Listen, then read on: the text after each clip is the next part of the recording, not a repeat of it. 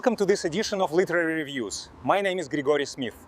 We will be discussing the serial novel Crime and Punishment by Fyodor Dostoevsky. It is a profound psychological novel set amidst the oppressive heat, squalor, and moral decay of 1860s St. Petersburg, Russia. The narrative meticulously follows Rodion Romanovich Raskolnikov, a brilliant but poor former law student consumed by an intellectual article he once published. My article posits the existence of an extraordinary man, a type of superior individual. In it, I often cite figures like Napoleon, who possesses the moral right to transgress ethical boundaries and commit crimes, even murder, if it ultimately serves a higher philanthropic societal purpose. Convinced of his own potential for greatness and frustrated by his circumstances, Raskolnikov resolves to test this radical theory on himself. To validate his claim as one of these extraordinary men, Raskolnikov resolves to murder Alyona Ivanovna, a repulsive pawnbroker whom he views merely as a louse, a parasitic and worthless member of society. While he intends to use the stolen funds to complete his education and uplift his family, his primary motive is the intellectual liberation gained by stepping over the moral boundary. He executes the crime under a meticulously constructed scheme, but it quickly spirals out of control. When the pawnbroker's innocent and simple half-sister, Lizaveta, unexpectedly enters the scene, Raskolnikov is compelled to brutally murder her too. The dual, unplanned murder immediately shatters his carefully constructed impersonal rationale, marking the true beginning of his punishment. That didn't go as planned. The stupid sister came home. I still think I'm an extraordinary man. Am I right? Of course I am. Yes, sirree. If I had a job, I think I would call in sick tomorrow. I hope the police don't have any extraordinary men working for them. The narrative immediately shifts focus from the external act to Raskolnikov's relentless internal disintegration.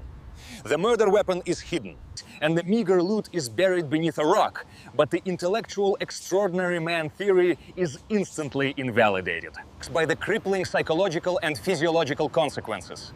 Raskolnikov is seized by an overwhelming guilt, paranoia, and a high-grade fever that leaves him delirious and bedridden for days. This mental and physical breakdown isolates him entirely, severing his connection to his mother and sister, Dunya, who arrive in the city, and from his friend Razumikhin. He finds himself constantly oscillating between the crushing impulse to confess and a desperate attempt to maintain his silence, viewing all human contact as a threat. The murders are being talked about by everyone in the area. Many people either suspect me or actually know that I did it. I am certain of this. Sometimes people maintain eye contact when speaking with me. They are trying to look into my soul. Yesterday, I was talking with my mother over tea. She said she had a splitting headache. I knew to what she was inferring. And later, at a borscht kiosk, I met an American tourist from Detroit. She said she wanted to ask me something. Two key figures emerge to guide or push Raskolnikov through his ordeal. Porfiry Petrovich, the brilliant, psychologically acute police investigator, and Sonia Marmeladov, the daughter of the tragic, drunken clerk, Marmeladov. Porfiry, an astute student of human nature, who correctly suspects Raskolnikov early on, lacks concrete evidence. He therefore engages Raskolnikov in a masterful, prolonged cat-and-mouse game, utilizing subtle Socratic interrogation, psychological pressure, and repeated visits to exploit the student's inner turmoil and lead him towards self-betrayal. Porfiry understands that Raskolnikov's greatest punishment is already his own tortured conscience, a burden no prison could rival. Rodion Raskolnikov, thank you for coming in to speak with me. You might be surprised that I read your article last month. Your thesis was interesting. I won't ask you if you consider yourself an extraordinary man. You will likely answer in a way which will be to your benefit. Alyona Ivanovna, the pawnbroker, kept records which indicated you were one of her clients. That doesn't mean anything. I know your tactics. If you had proof, you would arrest me. This is preposterous. Methinks thou dost protest too much.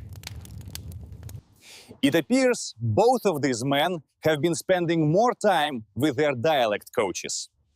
Despite her desperate circumstances, Sonia maintains an unshakable Christian faith and an inexhaustible capacity for compassion, representing the path of suffering, humility, and moral redemption, the absolute antithesis of Raskolnikov's proud, atheistic individualism.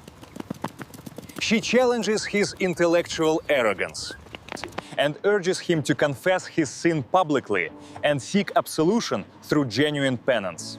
I know that I also am a sinner, but you have done exceptionally bad things. Rodion, you are going to hell to be with Satan. Why? Bless your heart. I have grown to love you, but you must go to the police and confess. You are a stinking robber and two-time murderer. Bless your heart. Ultimately, after a final, desperate attempt to justify his actions and a tortured confrontation with the morally ambiguous Svidrigailov, Raskolnikov is completely broken by his overwhelming psychological suffering. Guided by Sonia's unwavering presence and selfless love, he finally walks into a police station and confesses the crime. I did it! We know! He is sentenced to 8 years of penal servitude in a Siberian prison camp. Sonia immediately follows him to Siberia, acting as a spiritual guide and a vital link to humanity. It is only in the harsh, isolated landscape of the prison, stripped of his pride and revolutionary ideas, he casts aside his theory and embraces genuine faith and moral renewal. Thank you for joining us with this edition of Literary Reviews.